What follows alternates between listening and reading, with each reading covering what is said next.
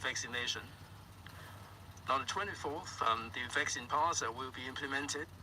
The community vaccination centers have limited capacity. People are queuing up every single day with such a short period of time. How can you make sure that people will get vaccinated in time? You also said that you will ban cross-family gatherings. How are you going to be able to implement this? Will the law enforcement agencies knock on the door and gain entrance to people's private premises? And how else are you going to implement this?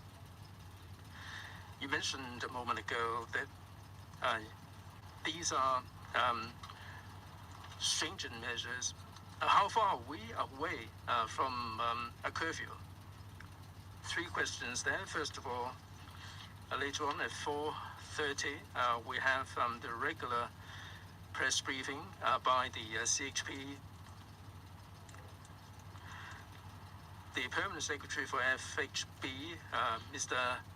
Chen, will be attending the press briefing later on, and he will be addressing questions regarding these new amendments, because he's more familiar with the situation than I am in this regard.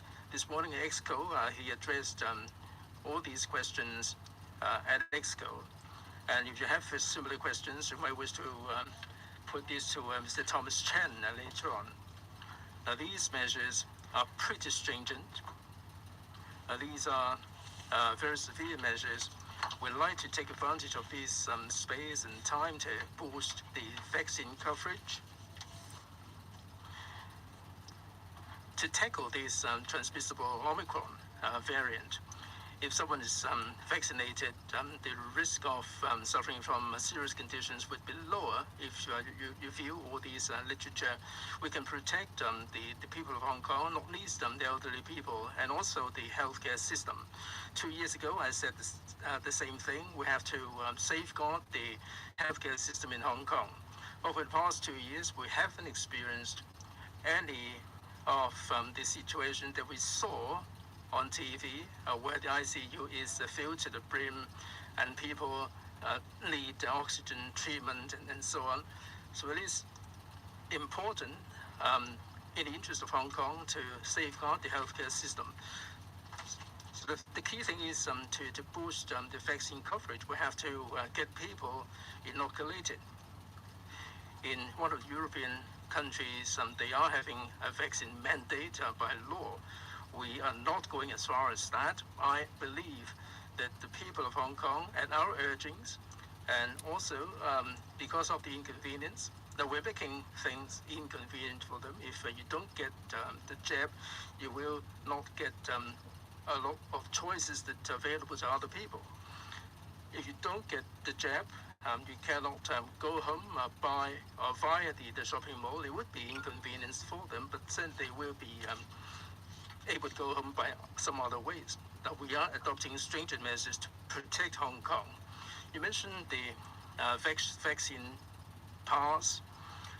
Back in January, mid-January, before the Lunar New Year, I mentioned that this particular date, if you recollect, at that time I said that I was allowing people time to get the jab. Professor Sophia Chan said that the vaccine pass was to be introduced before the Lunar New Year, but after review internally, we should allow people to get vaccinated. The vaccine pass means that the first jab, you can do this tomorrow, or day after tomorrow, or on the 23rd. There is still plenty of time for the first shot, and we do have the capacity. I think that you may have got it mixed up with the testing center. We have a capacity of 60,000 per day. Yesterday, over the past 4 or 5 months, we managed to have 70,000. Normally, we manage 40, 50,000, but we can still boost the capacity. Mr. Patrick Nip has been identifying the venues to add the number of vaccination centers, and shots can be administered at the private clinics as well. So there is no question of not having enough time. We have allowed plenty of time. Omicron variant will not wait for us to get vaccinated. So the 24th of February is a date that I mentioned about a month or so ago, and the government is going to be implementing this. Family gathering, I think you might wish to put a question to Mr. Thomas Chen later on. Next, please. The gentleman at the back, the far end, RTHK. Cross-family gathering. At the moment, there are many senior citizens who are living by themselves. If their children would like to pay them a visit, would this be allowed? Would there be any exemption at all? Now, in terms of shopping malls, you said that we should put the question to the Bureau later on, but in terms of the operation, it would be hard for a shopping mall with such a vast number of people, for them to check the vaccine record. Is it feasible?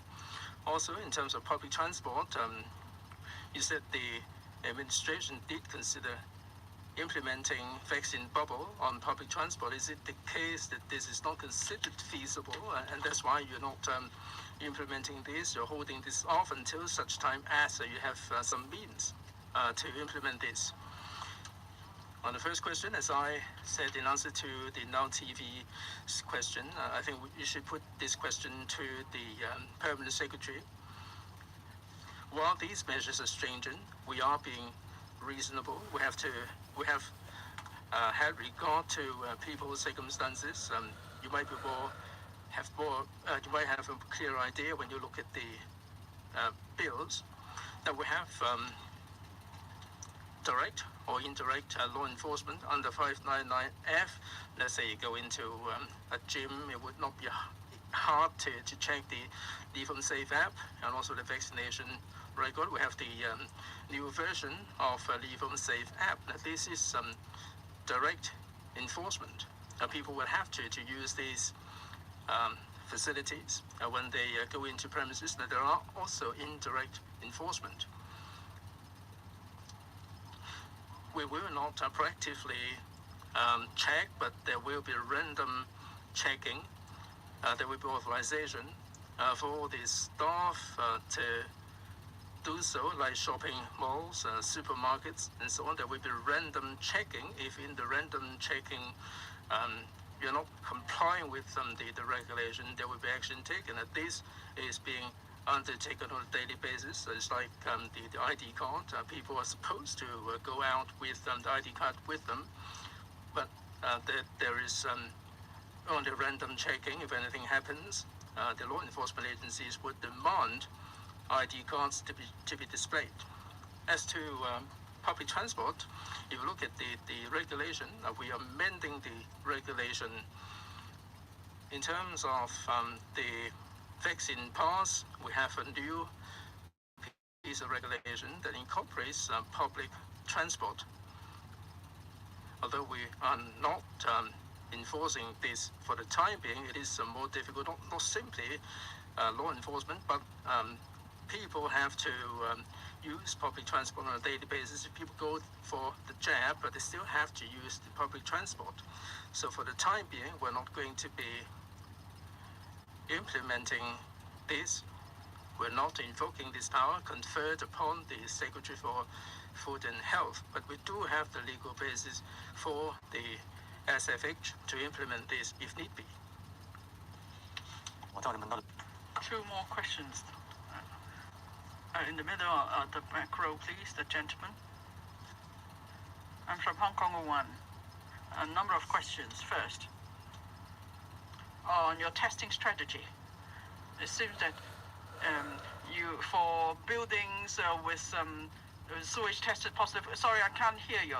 Either you speak more slowly or you look at me, because if you're not looking at me, I can't really hear what you say. Can you hear me now?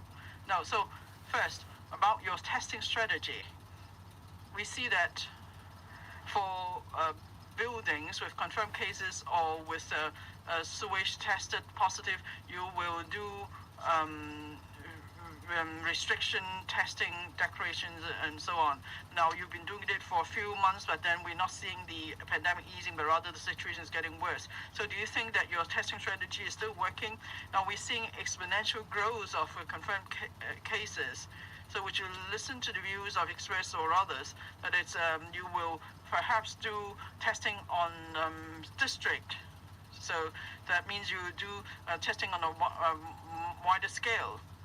And the second question is about the testing capacity. Now, you said that you could probably do 300,000 tests in a day, but it seems that you're not able to collect samples quickly enough. We are seeing long queues at testing centers every day. So are you going to consider seeking help from the central authorities for provinces without serious outbreak?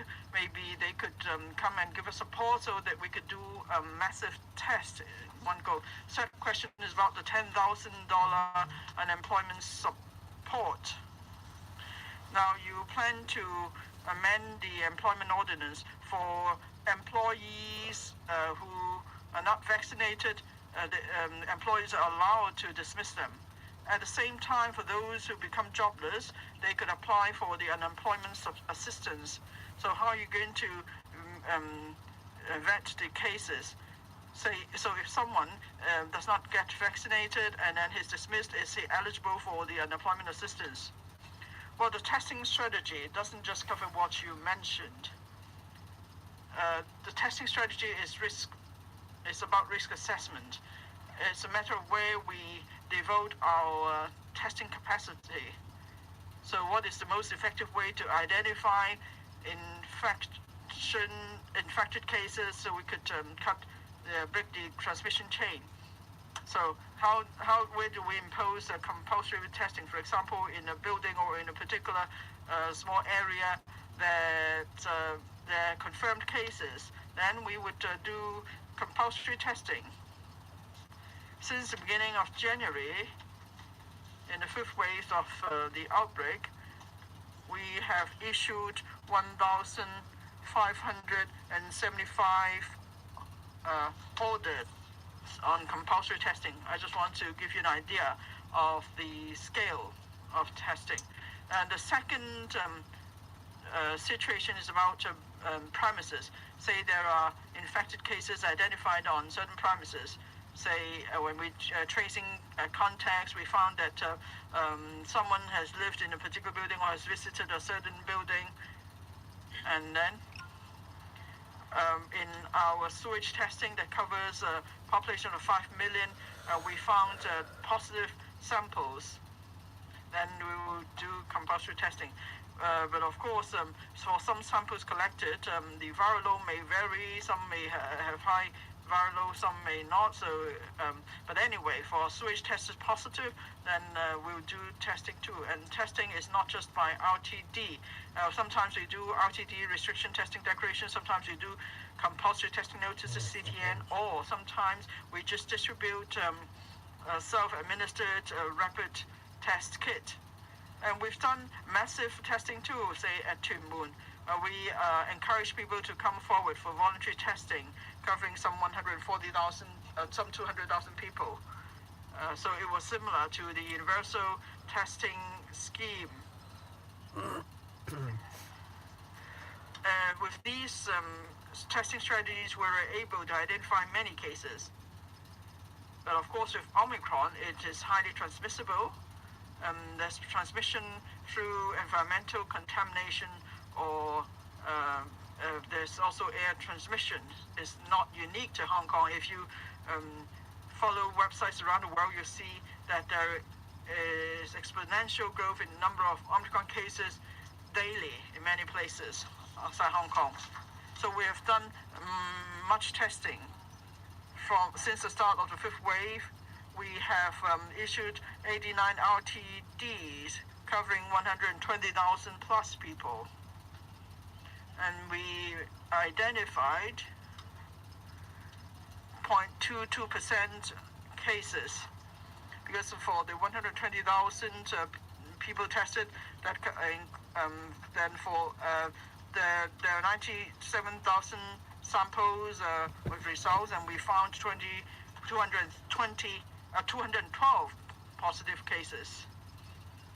So of course, it's more effective than the voluntary testing, but still, we want to give assurance to the public. So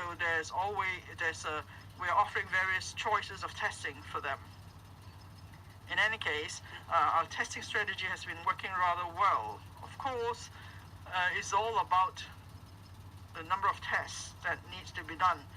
Now we are seeing the need for more and more RTDs, CTNs, or voluntary testing. So it's a question of demand and supply. On the demand side, you might notice that at around 1 p.m. today, we have revised the frequency of compulsory testing from 3 tests to 2 tests, considering the transmissibility of Omicron. So that means that we could reduce the testing needs by a third, and that will reduce the inconvenience cost to the public too. But this is science-based, so it's feasible. And then on the supply side, we keep increasing the supply. We are already doing some 200,000 tests now. In the past 3 days, every day we've been testing some 200,000 samples. But if we do more tests, of course, we need more facilities. We have 9 testing contractors. They are all working very hard to boost their capacity. And the constraints, not just with sample collection, is about the whole process. From setting up mobile testing station, keeping order at the station, collecting samples, and then delivering of the samples to the laboratory for testing, then reporting to the Center for Health Protection. Positive samples have to be sent to the public laboratory of the Department of Health for further testing. So at every step of the process, we need to boost the capacity. I know that the Chief Secretary for Administration is actually handling this issue now. Now, this morning, the EXCO gave encouragement to what we're doing, but then at the same time, we know there are people complaining about the long queues. So we are now considering ways to cut short the queues. Now, the central authorities have said that if we have any requests, they will certainly give us support. Now, we've been making requests and we've been receiving support. For example, for the testing contractors, where do they get their supplies for doing the tests? They come from the mainland, from Shenzhen. The batches sent to Hong Kong every day. It's like in 2019, there were 500 medical laboratory technicians, technologists coming from different provinces from mainland to come and help us with the test. So now if we have the Huayan laboratory, we need technologists. They could come from the mainland. And then we're also seeking help from the central authorities to buy the rapid antigen test, RAT. We've been purchasing millions of such kits, and they will be delivered to us soon. So where we need to boost capacity in any step of the process, the central authorities will give us support if we need it.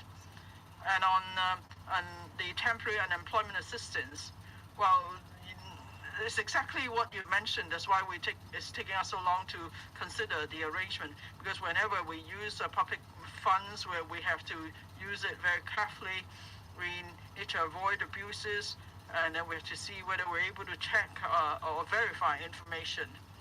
So that's why perhaps we could make use of existing assistance schemes, for example, the Social Security Assistance Scheme, and perhaps we could just relax the criteria, whatever. Anyway, before, if people were unemployed before the end of December, then of course they would require assistance. But maybe people lost their jobs because of Omicron since the end of December. And labor unions are telling us that these are people who feed from hand to mouth, and so they are not earning any income. So we try to help them as far as possible. And of course, we will not consider the reasons why they become unemployed. It's not possible to check on that. And we're considering various ways. Perhaps the best way is to consider the MPF contribution. Now, if they're no longer making contribution after December, when they've been doing so before that, that means they become unemployed, and we'll see. And in the second of last year, we also see that businesses were not able to employ enough staff. So anyway, we'll see if that's a criterion for us to give out assistance. Lady at the back in white, please.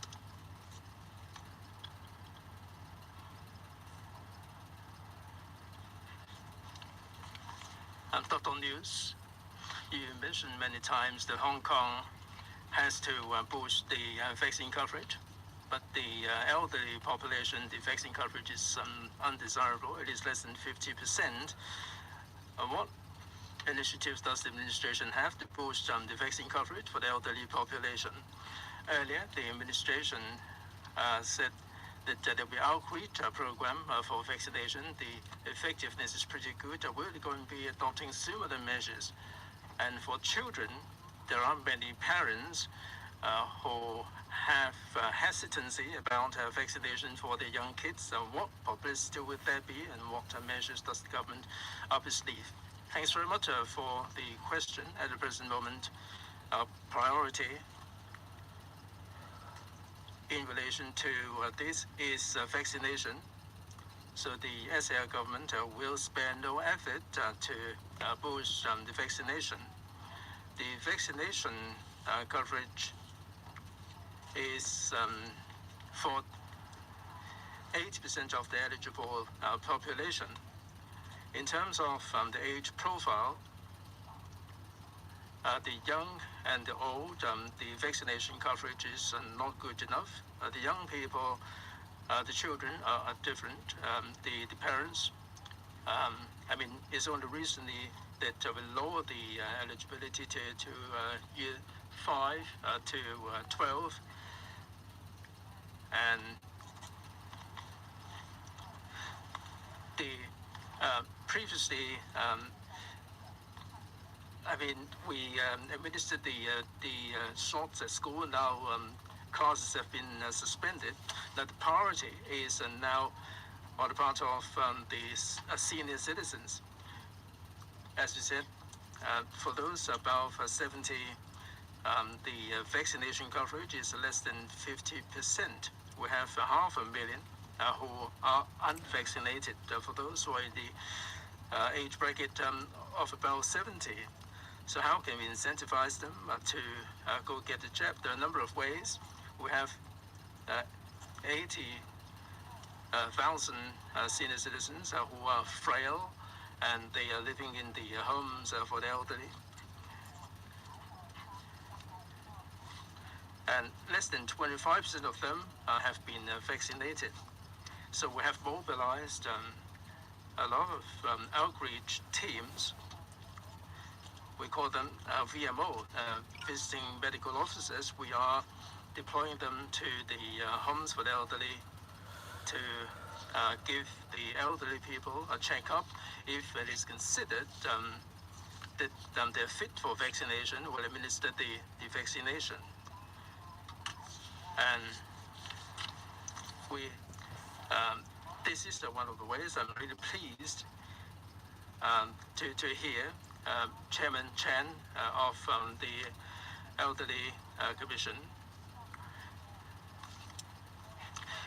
He hopes that the vaccination coverage will be doubled, and we will be arranging for our VMOs to go administer the shots. For private doctors, they should also help. Our DH doctors are too busy. They may not be able to offer this kind of service. So I hope that the private practitioners will do this for us as well. This will be paid for. Other than paying for the medical fee, we also are willing to pay the allowance for this to happen. The other question, the other measure, like we said, we have the mobile team, we have the mobile vehicles that will be deployed to areas where we have a high concentration of elderly people. Third, the elderly people are not able to book online, and we have the community vaccination centers, and there is no need for them to make prior booking. We do have the quota available only for the senior citizens. Unless you are elderly people, you're not allowed to use this kind of quota. I think the key thing is to urge the family members of senior citizens. If you know any elderly people in the neighborhood, to impress upon the elderly people the advantage of getting vaccinated. We hope that in a short period of time we can boost the vaccine coverage for the elderly population.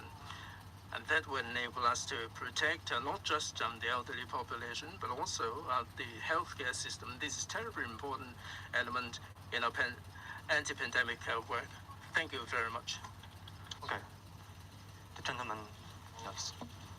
Hi, Mrs. Lam from RTHK. So Alfred said, the Secretary for Innovation and Technology earlier said that the government has no plans to make real name registration a must for the Leave Home Safe app. Does the vaccine pass scheme effectively make real name registration for the app compulsory now? And secondly, regarding the ban on private gatherings among different families, did you take into account the policy's impact on people's normal lives and mental health? And how can authorities enforce the rule? And thirdly, some of the entrances to the housing estates are inside the shopping malls. How can unvaccinated people return to their homes under the vaccine pass plan? And will there be any exemptions for those who might not be physically fit for vaccination? And lastly, you talked about the need for Hong Kong to buy time to ensure the vaccination rate is high enough earlier. Does the government have a target vaccination rate? And is there a point at which the government may consider changing its dynamic zero COVID strategy? Thank you. There are a few questions.